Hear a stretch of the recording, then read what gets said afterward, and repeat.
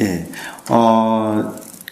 저는 미얀마나 이런 이쪽 남방 가서 수행을 해본 적은 없는데 많은 이야기를 좀 들어봤습니다. 동료 학자 선생들에게. 근데 그 중에 이제 수행을 참 오래 했던 교수님 가운데 한 분이 정준영 교수님이라고 서울불교대학원 대학에 계신 분인데, 이분한테 어느 날 그런 얘기를 한번 질문해 본 적이 있었습니다. 남방 스님들께서 탁발을 하러 이렇게 길을 나서시잖아요. 그럼 이제 제가 신자들이 음식을 공양을 올리는데, 이제 그 스님들께 절을 올리실 때 스님들은 어떻게 하십니까? 라고 했더니 딴짓한대요. 절을 안 받고 먼 곳을 본다거나 딴짓을 한답니다. 그래서, 아니, 왜요? 했더니, 절은 자기가 받는 게 아니고, 자신을 통해서 부처님께 예를 올리는 것이지, 내가 이제 스님들께서 절을 받는 것이 아니다라고 이야기를 해주더라고요. 그래서, 그런데 이분 같은 경우에는 2년인가 3년 동안 출가 생활을 했었어요, 실제. 남방에서. 그래서 그런 내용들을 잘 알고 계시더라고요. 그래서 우리 한국 불교하고 동아시아죠. 동아시아 불교하고 남방 불교가 그러한 부분에서도 좀 차이를 갖고 있구나라는 생각을 좀 하게 되었습니다. 근데 실제 형식적으로는 그렇다 하더라도 우리도 마찬가지겠죠. 큰 스님들께 예를 올린다라고 하는 것은 큰 스님의 개인에게 예를 올린다라기보다는 큰 스님의 깨달음, 가르침, 그 내용에 우리가 예를 올린다라고도 볼 수 있지 않을까 싶습니다. 자, 오늘 제가 여러분들하고 나눌 주제는 초기 불교에서 수행과 관련된 내용입니다. 여러분 수행 열심히 하시죠? 웃으시는 거 보시니까 열심히 하시는 것 같습니다. 예, 불교는 수행의 종교라고 얘기를 합니다. 또 다른 말로 깨달음의 종교라고도 이야기를 하고요. 그러다 보니까 타력적인 신앙의 형태보다는 자력, 내가 스스로 노력을 해가지고 깨달음에 이른다라고 하는 것에 대한 어떤 가치를 더 많이 부여를 하고 있는 것 같습니다. 그러다 보니까 불자들이 믿음이 약하다 이런 이야기들을 또 하기도 해요. 여러분들은 부처님과 오늘 이 식을 하기 전에 바로 삼귀의를 했는데, 삼귀의는 불법성 삼보에 대한 믿음의 표현이거든요. 그래서 불교가 믿음이 약하다라고 하는 것은 어떤 측면에서 본다면은 좀 오해의 소지가 많은 또는 실제 곡해되었다라고도 볼 수가 있을 것 같은데요. 초기 불교에서도 보게 되면 믿음이 없으면은 불문에 들어가지 못합니다.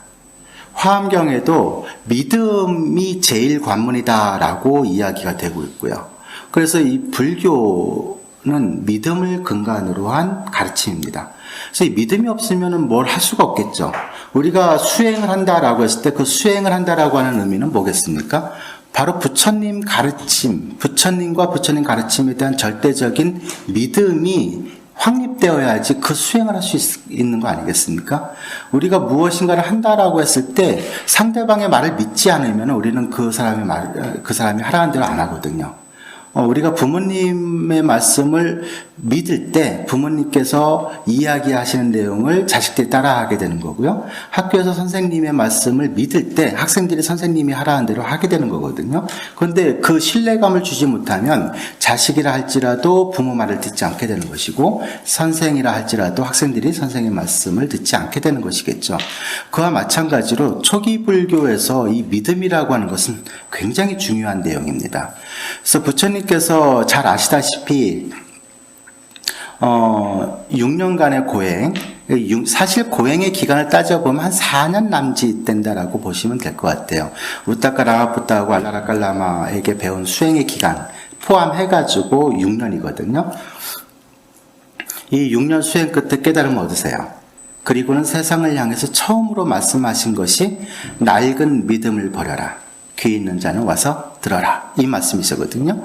낡은 믿음을 갖고 있으면 우리는 부처님 가르침을 받아들이지 못합니다. 부처님께서 세상을 향해 처음 말씀하신 것이 바로 그거거든요. 낡은 믿음을 버려야 돼요.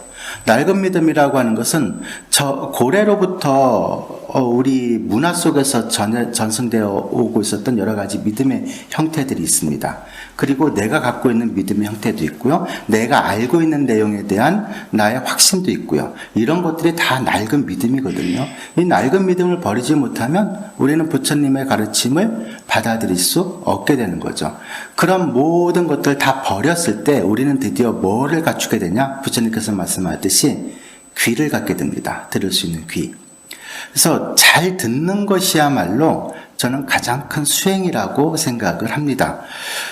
여러분들께서는 어떻게 생각하실지 모르겠지만 저는 이제 불교 공부를 하면서 경전을 보다 보면서 확신을 갖게 된 것 중에 하나가 불교 수행은 듣는 게 다구나 라는 것이었습니다. 우리는 수행을 한다고 합니다. 홀로 숲에 들어가서 산사에 들어가서 수행을 하기도 하고요. 어떤 명상센터 가가지고 수행을 하기도 하고요. 또 이렇게 훌륭한 도량에 와서 수행을 하기도 합니다. 좌선을 하기도 하고요. 연부를 하기도 합니다. 자, 그런데 이 수행이라고 하는 것은 과연 내가 혼자 하는 것인가? 라고 하는 것에 대한 질문을 한번 던져봐야 될 것 같아요. 여러분들께서 경전을 많이 보셨을 것 같아요. 초기 경전이든 대승경전이든. 근데 그 경전의 끝에 가면 항상 환희봉행이라고 하는 말로 끝납니다. 환희봉행인 거예요. 환희봉행은 뭐냐 하면 깨달음의 순간입니다. 가르침을 듣고 깨닫는 거예요. 초기 불교의 전통은 가르침을 듣고 깨닫는 겁니다. 오늘은 제가 그 가르침을 듣고 깨닫는 여러 가지 그 실예들을 좀 몇 가지 소개를 해 드리려고 하는데요. 그에 앞서서 그러면은 동북아시아로 전래된 불교가 특히 선불교를 중심으로 했던 우리 한국 불교는 과연 어떤 것인가? 선불교에서도 바로 그 들음에 대한 중요성이 강조되는가? 이걸 우리가 조금 질문해 봐야 될 것 같습니다. 말씀을 드리면 그렇습니다. 확실히 초기 불교뿐만 아니고 선불교도 듣는 거예요. 듣지 않으면은 우리는 깨달을 수 없습니다.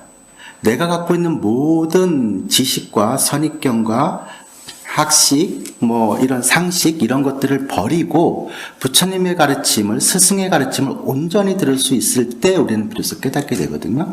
선불교의 핵심은 가나선이라고 얘기를 합니다.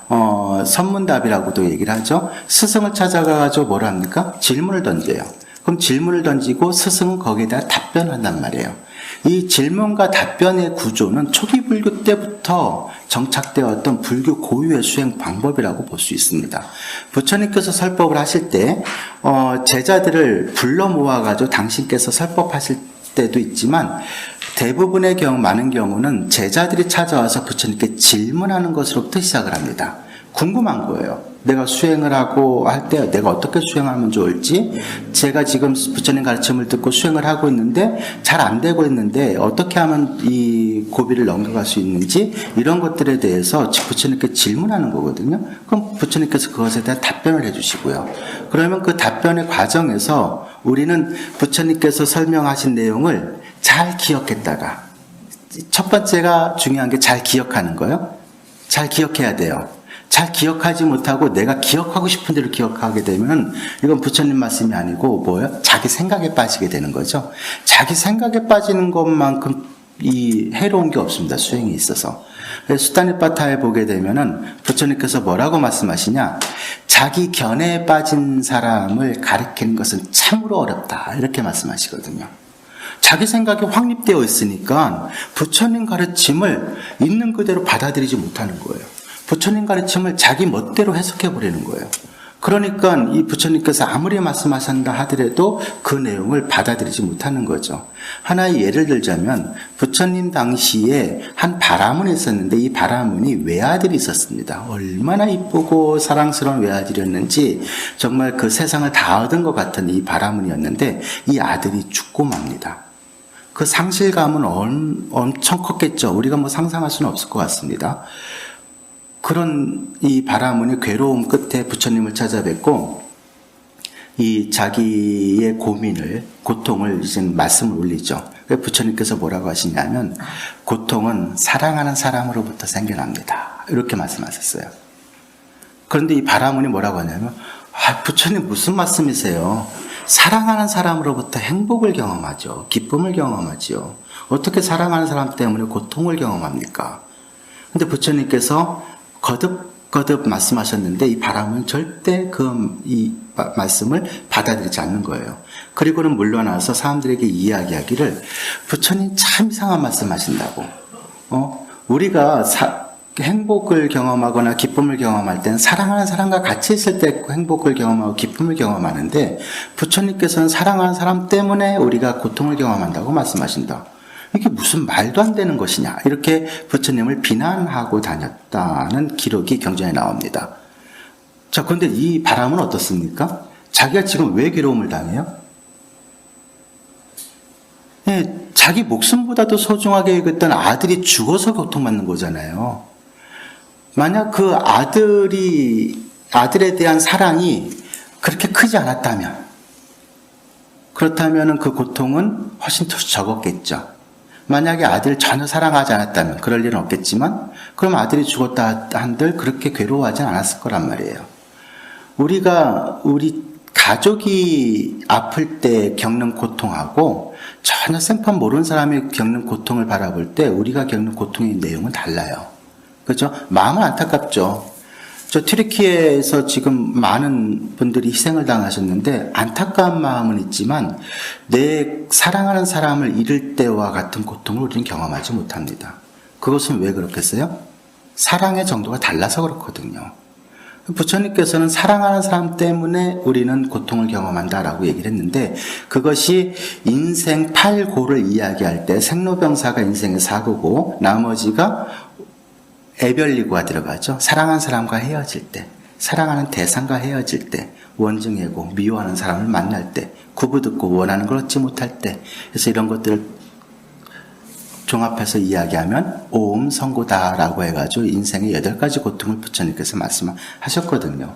그러면 우리는 잘 생각을 해봐야 되겠죠. 사랑하는 사람 때문에 내가 고통을 경험한다라고 하는 의미가 무엇인지, 이것을 아니지요 라고 하는 게 아니고 그것을 있는 그대로 받아들이고 그걸 뭐하는 거예요? 숙고하는 겁니다. 불교 수행은 부처님의 가르침을 온전히 받아들이고 그것을 숙고하는 것이 불교 수행의 핵심입니다. 그럼 우리가 경전에서 보게 되면 부처님의 설법을 듣고 이 수행자는 숲에 들어가서 수행을 한단 말이에요. 그럼 수행을 뭘로 할까? 부처님 가르침을 숙고하는 겁니다.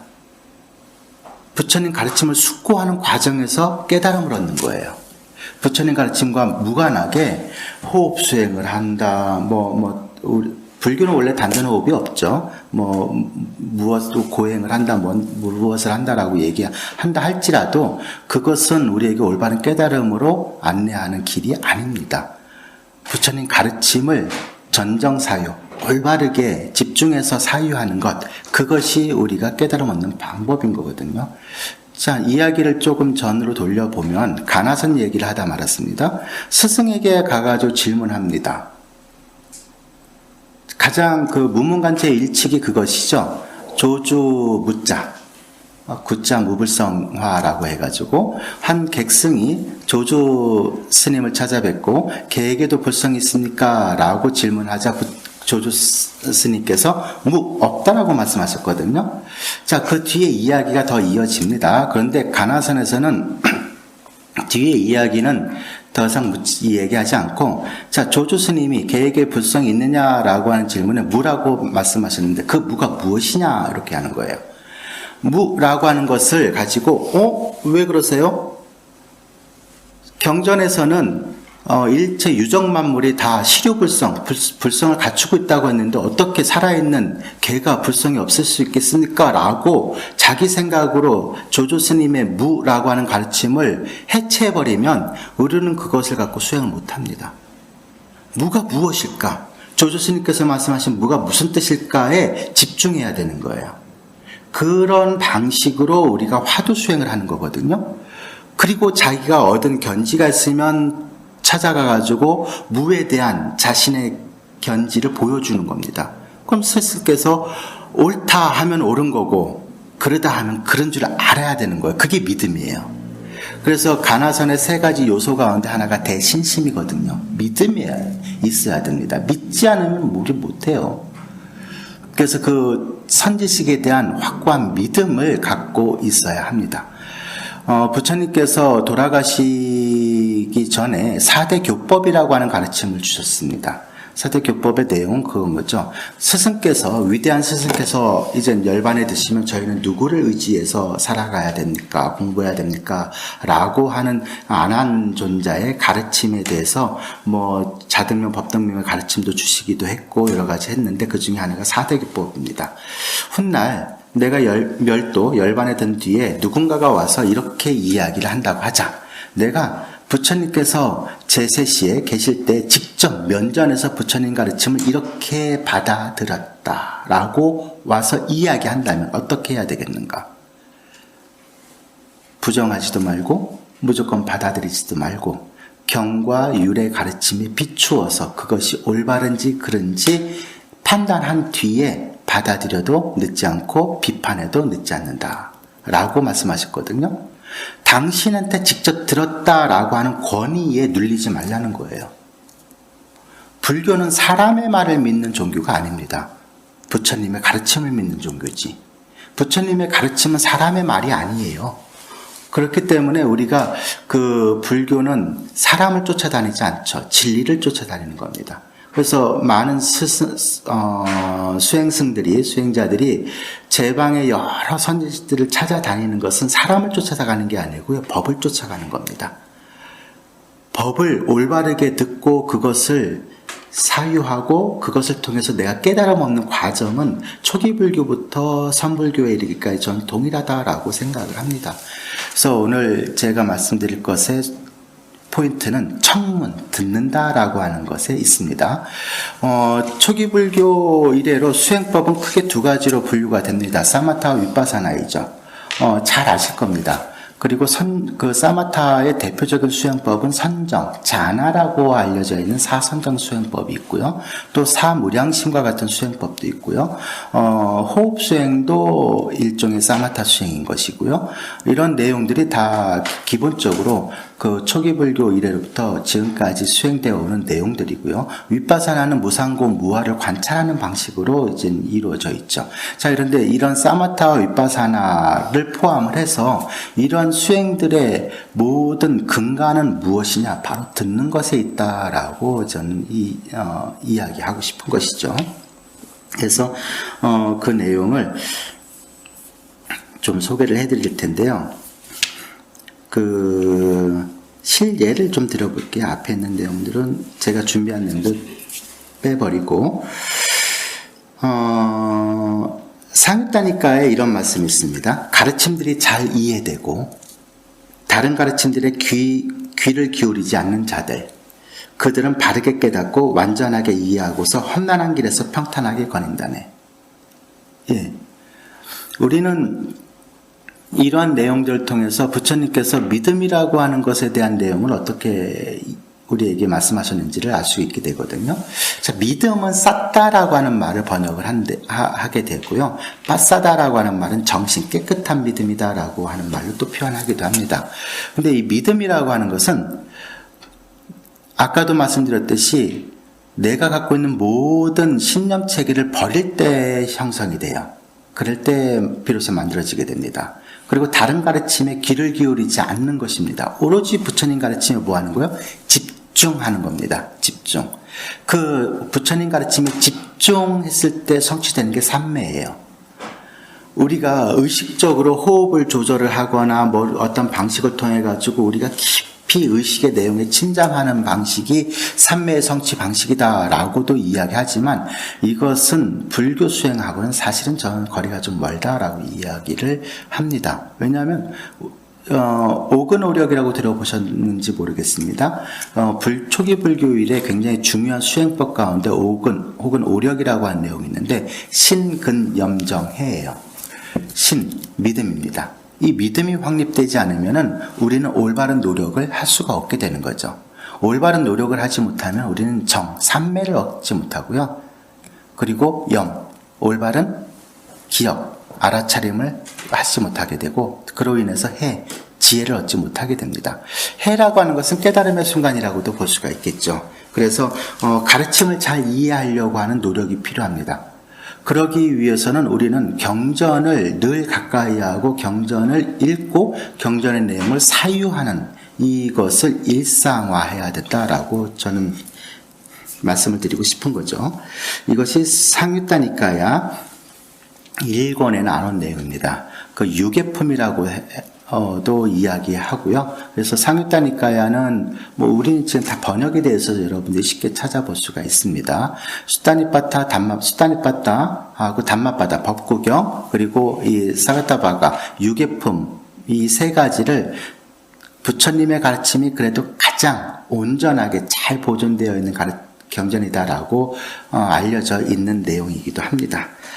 자, 그리고 실례를 몇 가지 들어드린다고 했는데 부처님께서 깨달음을 성취하시고 난 뒤에 아까 말씀드렸듯이 세상을 향해서 내가 이제 법을 설하리다 라고 하는 것을 선언하시고 가만히 보신 거죠. 누구에게 먼저 법을 설하면 좋을까? 그때 같이 고행림에서 수행을 했던 5명의 수행자를 떠올리시게 되죠. 이 수행자들에게 법을 설하면 좋겠다 라고 생각을 하시게 됩니다. 그런데 그 전에 우따까라마푸타하고 알라라깔라마를 생각을 하시거든요. 그들은 오랫동안 수행을 올바르게 했고 그래서 내가 조금만 이야기하면 바로 깨달을 텐데 라고 생각을 했는데 그때 지신이 등장을 해서 부처님께 아뢰죠. 그들은 며칠 전에 이미 운명을 달리했습니다 라고 알려드리게 되고요.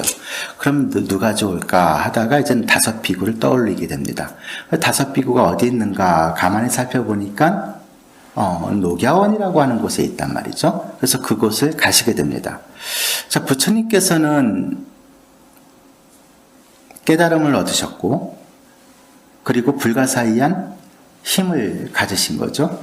신통력이라고 들어보셨죠? 부처님께서 신통력을 말씀하실 때 보면은 신통력에 대해서 부처님이 굉장히 엄격하셨다는 걸 보게 됩니다. 신통력을 부처님께서 뭐라고 하시냐면 사람들을 미혹하게 만드는 것이다. 천박한 것이다. 이렇게 말씀하세요. 어느 날 부처님께서 북방의 한 작은 나라의 왕에게 초대를 받아요. 이번 안건은 저희 나라에 와서 안건을 지내시면 잘 모시겠습니다. 해서 부처님과 제자들이 청을 받으면 부처님은 거절 안 하세요. 선약이 있으면 거절하지만 선약이 없으면 거절 안 하십니다. 그래서 이제 그 북쪽으로 제자들을 이끌고 가시게 되죠. 갔더니 왕이 모른 척 하는 거예요. 분명히 수행을 잘 할 수 있도록 자신이 여러 환경들을 잘 정비해가지고 모시겠다고 했거든요. 모른 척 하는 거예요. 근데 그 인근에 기근이 들었어요, 또. 그러니까 음식을 구하기가 어려운 거예요. 마을에 탁발을 부처님께서 나가지 마라 하셨어요. 왜냐하면 기근이 들 때 탁발 나가면 사람들이 힘들어한다. 라고 해서 나가지 못하게 했습니다. 그럼 어떻게 하겠어요? 풀뿌리 뜯어가지고 먹어야죠. 그래서 정말 풀뿌리 뜯으면서 생활을 했습니다. 그러다가 목련존자께서 부처님께 이렇게 아뢰죠. 세존이시여, 제가 신통력으로 빈비사라 왕에게 가서 먹을 것을 갖고 오겠습니다. 라고 하니까 부처님께서 뭐라고 하시냐 하면 목련아, 신통력은 그런 데 쓰라고 있는 것이 아니다. 이렇게 얘기하세요. 신통력은 그런 데 쓰는 게 아닌 거죠. 고난을 당할 때는 고난을 당해야 한다라는 말씀이신 거예요. 우리는 고난을 당할 때 원망을 하거나 자신의 처지를 한탄하거나 이렇게 하잖아요. 그런데 부처님께서는 고난을 당할 때는 온전히 고난을 받아들이고 당하는 쪽을 선택하신 거예요. 이게 당한다라고 표현보다는 그냥 고난의 삶을 사시는 거죠. 왜냐하면 고난을 내가 회피하려고 하다 보면은 뭐를 하게 돼요? 이상한 머리를 쓰게 돼요. 다른 사람을 이용하려고 하게 되고 뭔가 자기가 갖고 있었던 올바른 생각은 버려두고 이상한 생각을 하게 됩니다. 왜? 고난을 회피해야 되니까. 그래서 우리가 고난을 잘 해결하는 방식은 고난을 올바르게 바라보고 그것을 받아들이는 거예요. 그럴 때만이 고난을 빨리 헤쳐나갈 수가 있게 되는 거죠. 그래서 목련 존재의 그런 건의를 거절하시게 되죠. 그리고는 상인이들이 말 모이를 싣고서 이제 가는 상인들을 만나서 말 모이를 받아가지고 공양받아가지고 그것을 갖고 우기를 지내세요. 부처님 말 모이 되셨어요. 그동안은. 그리고 이제 안거가 끝났습니다. 안거가 끝났으니까 이제 어떻게 돼요? 돌아가셔야 될 거 아니에요?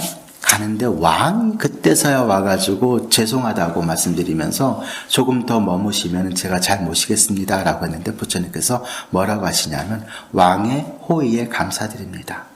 지난 3개월 잘 지내다 갑니다 라고 축원해 주시고 가셨어요. 이게 부처님의 삶인 거죠. 부처님 말년에 여러 가지 안 좋은 일들이 있었는데 그 중에 하나가 모국인 카필라와토가 그 코살라국의 위도다바에 의해서 처참하게 무너지는 광경을 부처님께서 목도하시죠. 무려 3번이나 그 전쟁을 막으세요. 천하의 그 포악한 위도다바도 부처님이 계시면 부처님을 넘어서 군대를 이끌고 가진 않았습니다. 그런데 부처님께서 3번이나 카필라와토의 침공을 막으셨는데 결국은 이것이 카필라와토가 받아들일 수밖에 없는 지독한 인과의 관계구나라고 하는 걸 아시고 다음 4번째는 안 나가시게 되거든요. 그래서 이제 카필라와토가 멸망하게 되는데 그때 제자들이 뭐라고 하시냐면은 세존을 오랫동안 뵈고 모셨지만 오늘처럼 낯빛이 어둡고 그 낯빛이 얼마나 어두웠는지 가사까지 검게 물들었습니다. 이렇게 표현을 해요. 얼마나 근심이 많으셨으면 그렇게 하셨겠어요. 그랬더니 부처님께서 수미산이 내 머리 위에 있는 것 같구나 이렇게 말씀하세요. 그 수많은 사람들이 희생당하는 것을 막으셔야 하는데 해결해야 되는데 그게 참 쉽지가 않았던 거예요. 그래서 3번이나 길을 나서서 전쟁을 막죠. 이렇게 큰 대로가 있는데 그곳에서 마른 나무가 있습니다. 죽어가지고 그 밑에 앉아 계신 거예요. 그때 위도다바가 군대를 이끌고 가다가 부처님을 뵙고서는 뭐예요? 내려가지고 인사 올리고 어찌하여 이 나뭇잎이 없는 죽은 나무 아래 계십니까? 저기 조금만 들어가시면 잎이 무성한 나무가 있는데 그 잎이 무성한 나무 아래는 시원하실 겁니다. 세존이시여 그곳으로 가시지요 라고 위도다바가 이야기를 하자 부처님께서 뭐라고 하셨냐면 친족의 그늘만큼 시원한 것은 없습니다. 자신의 모국이 카필라와토잖아요. 그곳에 친족들이 살고 있잖아요. 친족의 그늘이 시원하다라고 말씀하는 걸 통해 가지고 위도다바에게 뭐 하는 거예요? 전쟁하지 말아라 라고 말씀하신 거거든요. 위도다바가 그 말의 뜻을 알고 세존께서 그러하시니 제가 어찌 전쟁을 하겠습니까? 하고 군대를 돌려요. 2번째 했을 때도 세존께서 계시니까 또 돌려요. 이걸 3번이나 반복을 하게 되는 거죠.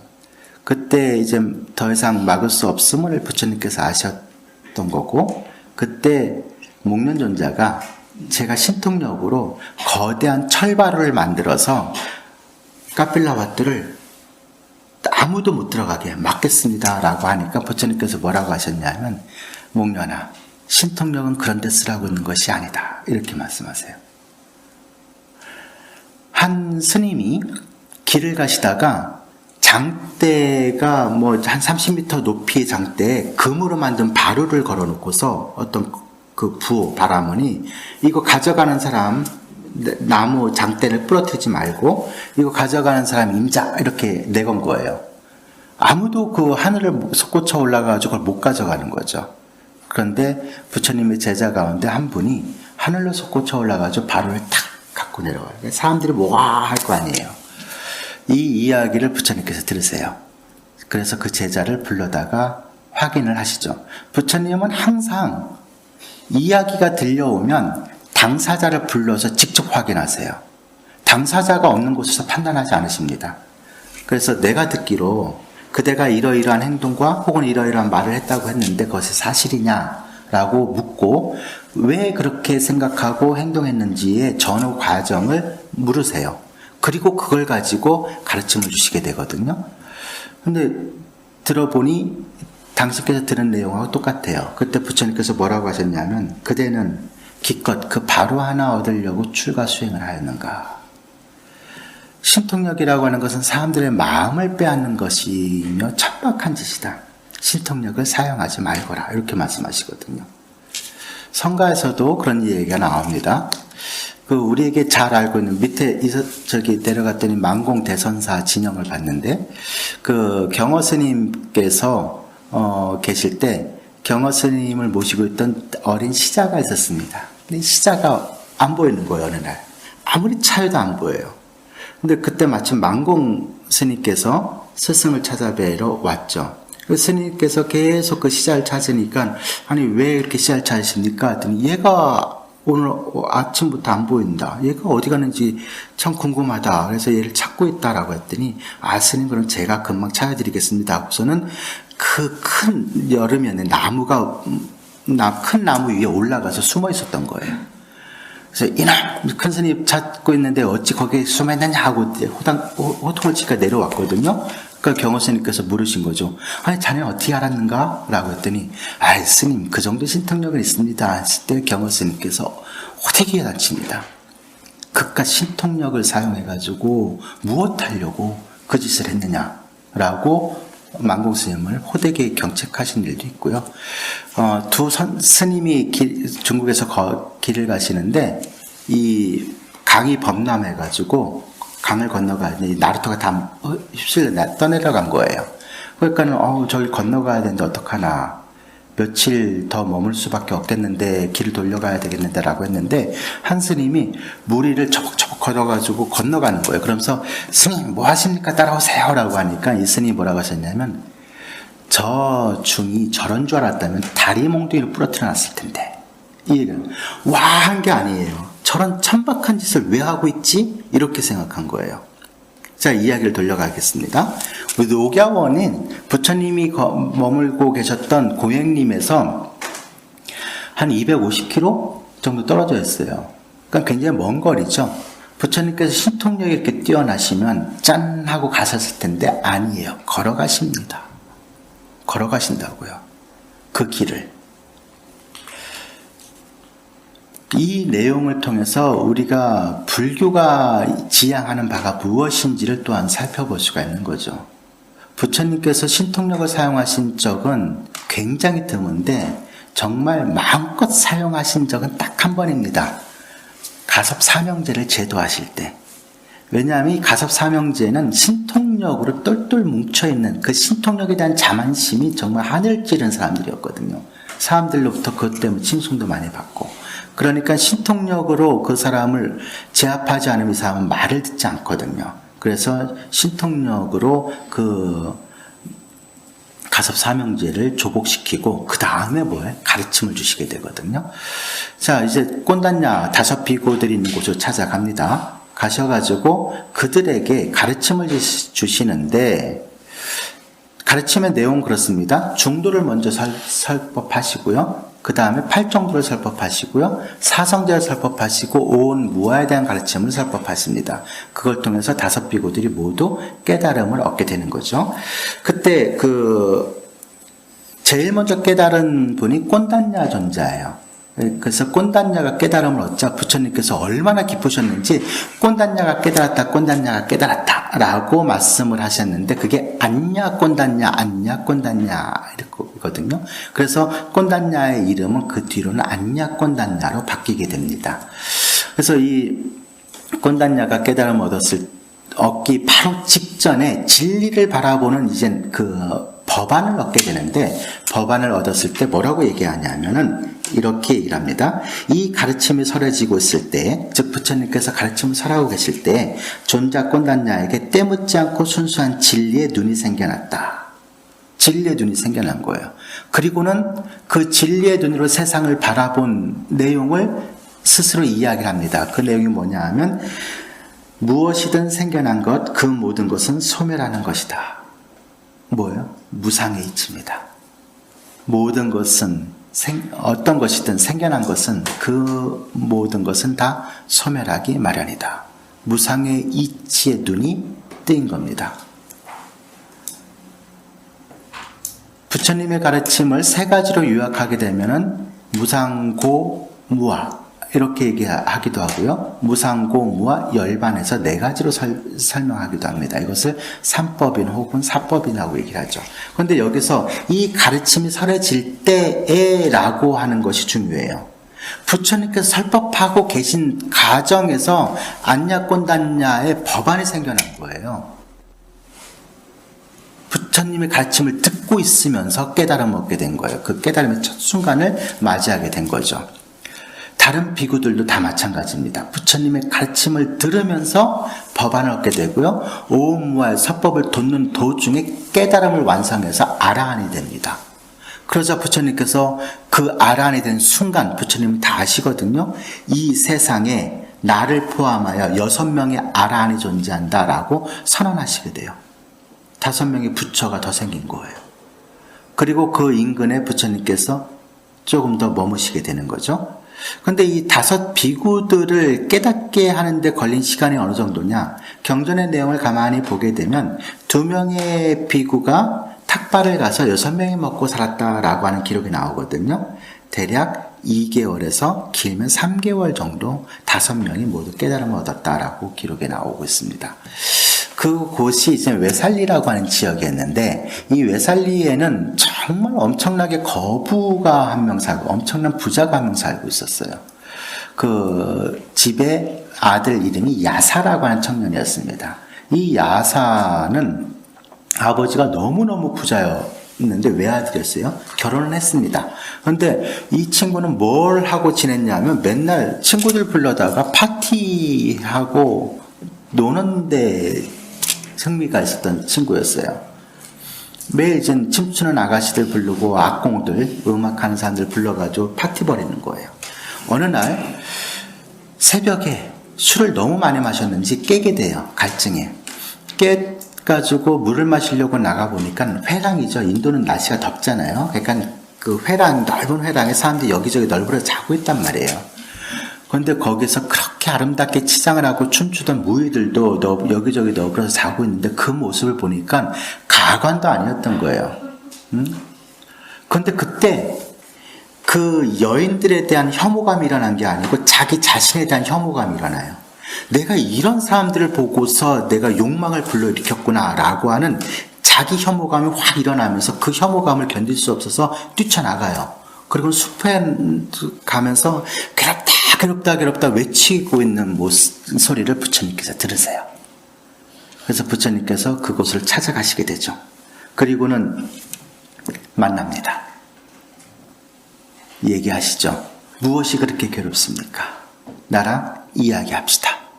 그래서 이야기하는 과정에서 이 야사가 진리의 눈을 얻게 돼요.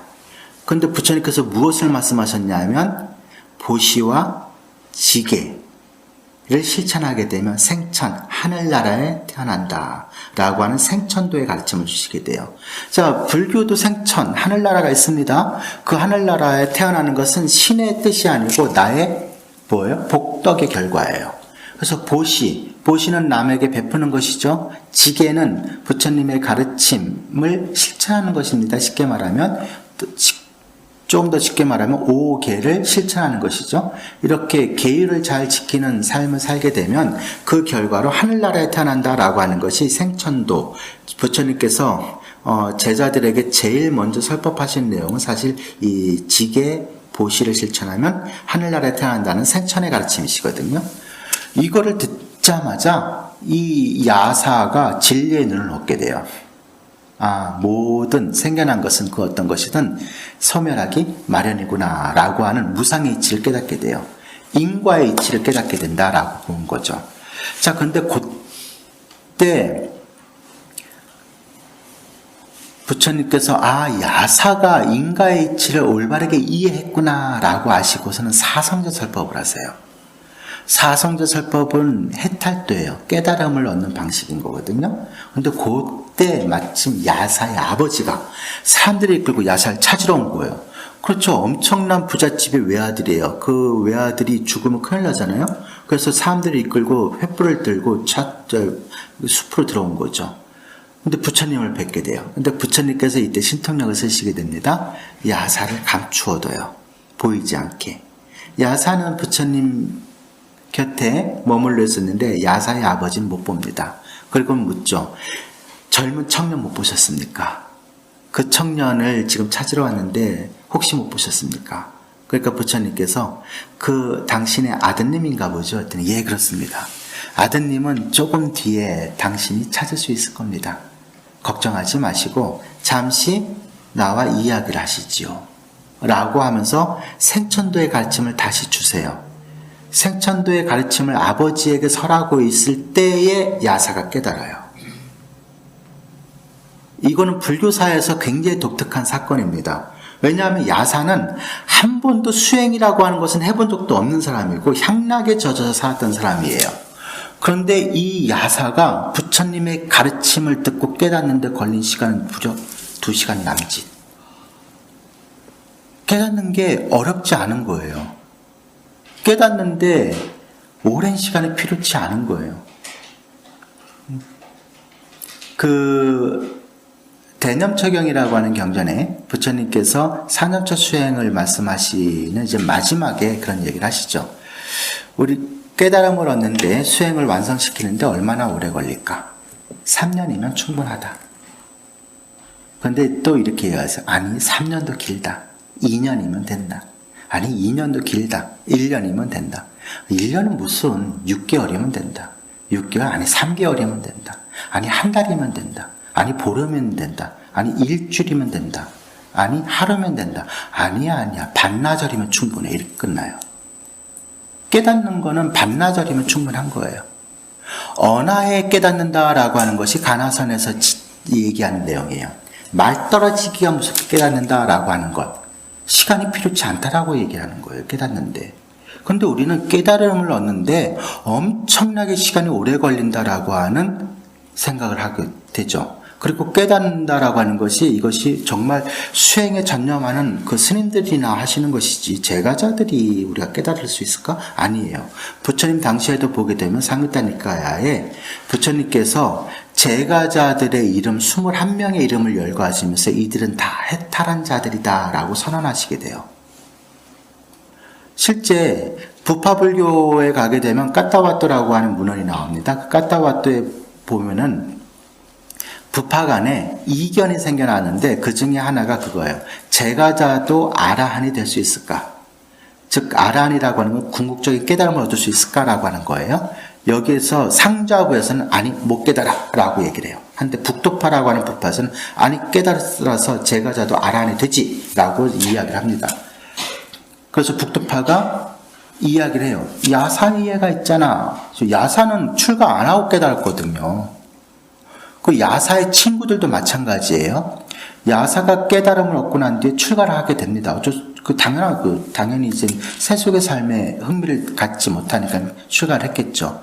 54명의 야사의 친구들이 찾아가지고 우리 친구 데리러 가자 해서 54명의 부처님을 찾아뵀는데 이 부처님을 찾아뵙고 야사를 데리고 오기는커녕 부처님의 설법을 듣고 다 깨달아서 부처가 됩니다.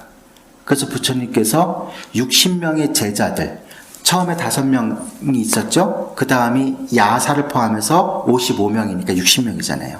당신 포함해서 61명이잖아요. 이 세상에는 61명의 아라한이 존재한다라고 선언하시게 돼요.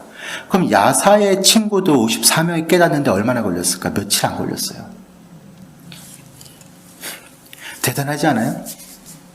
깨달음을 얻는 방식은 들음에서 시작하는 거예요. 듣지 못하면 우리는 깨닫지 못합니다. 그리고 이 60명을 대상으로 그 유명한 전도 선언을 하시게 되는 거죠. 자, 우리는 듣는다라고 하는 것이 수행이 될 수 있을까라고 생각하지만 들을 때 깨달음을 얻게 됩니다.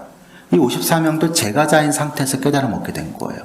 그런 예를 얘기를 하는 거죠. 상자부에서 뭐라고 얘기하냐면, 제가자도 깨달을 수 있지. 하지만 제가자가 깨달았을 때는 그날 출가를 해야만 해. 제가자인 상태로 깨달음을 유지할 수는 없어. 이게 조금 이상하긴 해요, 이야기하기가. 그래서 이것을 즉일출가, 즉일열반이라고 얘기를 하는데, 깨달은 날 출가를 하든가 깨달은 날 출가를 하지 못하면 그 날을 넘기지 않고 열반에 들어야 돼 라고 하는 거예요. 열반에 든다라고 하는 건 뭐예요? 육체의 죽음을 스스로 선택한다는 의미거든요. 불교에서는 뭐예요? 죽음에 자제하다라고 얘기를 하잖아요. 그 선사들의 죽음을 쭉 기록한 내용들 보게 되면 그 가운데 마조 스님의 제자 가운데 등음봉 선사라고 계세요. 이분의 죽음이 제일 재밌어요. 이분이 이제 열반할 때가 다 돼가지고 이제 열반을 하셔야 되는데 제자를 불러서 묻죠. 야, 앉아서 돌아가신 분 맞지? 했더니 예, 많지요. 서서는 계시지요. 야, 걸어가다가는 있지요. 야, 그래? 그럼 뭐가 새로운 거 없을까? 하다가 야, 혹시 물구나무 있니? 했더니 물구나무는 없는 것 같은데 그럼 좋다. 난 물구나무 서서 죽어야지 하고 물구나무 서서 열반에 드세요. 근데 다비를 해야 되잖아요. 아무리 넘어뜨려도 이 시신이 넘어지질 않는 거예요. 근데 이 소식이 쫙 퍼지죠. 근데 이 등운보 선사의 누이 동생이 있었습니다. 역시 출가를 하셔서 수행을 잘 하셔가지고 큰 깨달음을 얻으신 분인데 이 소식을 듣고서는 그 오라버니 세속에 있을 때도 그렇게 사람들 골려먹는 걸 좋아하더니 죽을 때까지 저런다고 하면서 쫓아가는 거예요. 가가지고는 오빠가 이제 물구나무로 돌아가셨잖아요. 등운보 선사가. 아이고 이 오빠야 하고 옆구리를 쿡 찔르니까 썩 넘어지더래요. 그래서 이제 화장을 했다라고 하는 기록이 나왔는데 등운보 선사가 제일 재미난 어떤 모습을 보여주고 있죠. 앉아서 좌탈인망하는 것은 많고요. 그러니까 인멸의 이 방식도 큰 스님들께서는 다 이것을 하나의 방편으로 삼으신 거거든요. 자, 그래서 이런 즉일출가 즉일열반이야. 깨달음을 얻은 자는 언제든지 자신이 원하면 수명을 포기할 수가 있게 되거든요. 부처님께서도 반열반 드실 때에 뭐를 하세요? 수명을 포기하시면서 앞으로 3개월 뒤에 내가 열반에 들 것이다 라고 선언을 하시게 되거든요. 그래서 그 부처님과 같은 분께서 열반을 선언하시게 되면 세상은 6가지로 흔들린다라고 하는 기록이 전 대반열반경에 나오게 됩니다. 자, 여하튼 간에 즉일출가, 당일 출가하거나 열반해야 돼요. 제가자로서 깨달음 얻었을 경우에. 그럼 출가하는 거 쉽지 않겠는가 하겠죠. 그렇잖아요. 머리 깎고 승복 입은 출가하는 거잖아요. 그런데 출가를 하지 못한다라고 하는 것은 무슨 의미겠어요? 그렇게 출가가 이루어지는 게 아니라는 거예요. 출가를 하려면 3, 4, 7증 10분의 스님이 필요해요. 10분의 스님께서 이 출가 의식을 거행하시면서 이 출가가 원만히 이루어졌음을 선언해야지만 출가가 이루어지게 되거든요. 근데 만약에 제가 수행을 잘해서 깨달음을 얻었어요. 이제 출가를 해야 돼요. 절에 갔더니 스님이 6번뿐이 안 계세요. 그럼 출가가 안 이루어지는 거예요. 그러면 4분의 스님을 다른 데서 모시고 와야 돼요. 그런데 너무 거리가 멀어가지고 이 4분의 스님을 모시고 오면은 해가 지나가요. 그럼 어떻게 해요? 스스로 열반을 선택한다는 겁니다. 이게 즉일출가 즉일열반이라고 하는 상자부의 입장인 것이죠. 이건 그만큼 상자부가 출가 수행자 중심의 교단이었음을 보여주는 것이고요. 북도파라고 하는 교단은 제가자들의 깨달음을 인정을 하면서 아마 출가자와 제가자들이 잘 균형을 이룬 교단이 아니었을까 이렇게 추정을 해보게 되는 것이죠. 자, 또 하나의 실례를 들어보도록 하겠습니다.